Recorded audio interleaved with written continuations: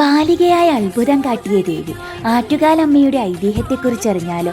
ആറ്റുകാൽ പ്രദേശത്തെ ഒരു മുഖ്യ തറവാടായിരുന്നു മുല്ലവീട്ടിൽ തറവാട്. അവിടുത്തെ ഭഗവതി ഭക്തനായ ഒരു കാരണവർ ഒരു ദിവസം കിള്ളിയാറ്റിൽ കുളിച്ചുകൊണ്ടിരുന്നപ്പോൾ ഒരു ചെറിയ പെൺകുട്ടി വന്ന് തന്നെ ആറ്റിനക്കരെ ഒന്ന് എത്തിക്കാമോ എന്ന് ചോദിച്ചു.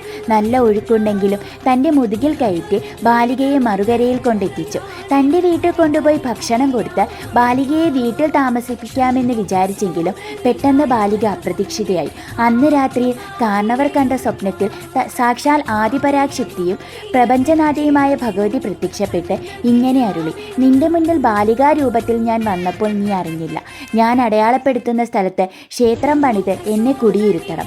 അങ്ങനെയെങ്കിൽ ഈ സ്ഥലത്തിന് മേൽക്കുമേൽ അഭിവൃദ്ധി ഉണ്ടാകും. പിറ്റേ ദിവസം രാവിലെ കാവിലെത്തിയ കാരണവർ ശൂലത്താൽ അടയാളപ്പെടുത്തിയ 3 രേഖകൾ കണ്ടു. തുടർന്ന് അവിടെ ചെറിയൊരു കോവിലുണ്ടാക്കി ഭഗവതിയെ കുടിയിരുത്തി.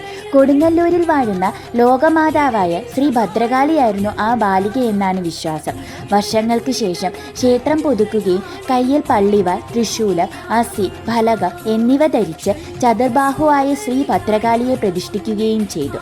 കണ്ണകിയുടെ ദിവ്യരൂപമാണ് ആറ്റുകാൽ ഭഗവതി എന്നും വിശ്വാസമുണ്ട്. ആറ്റുകാൽ അമ്മയുടെ ഇഷ്ട വഴിപാടാണ് പൊങ്കാല സമർപ്പണം. ഒരമ്മ തൻ്റെ മക്കളെ പരിപാലിക്കുന്നത് പോലെ ആറ്റുകാൽ അമ്മ ഭക്തരെ പരിചരിക്കുന്നു. ഇതുപോലെയുള്ള കൂടുതൽ വീഡിയോസിനായി ചാനൽ സബ്സ്ക്രൈബ് ചെയ്ത് സപ്പോർട്ട് ചെയ്യണേ.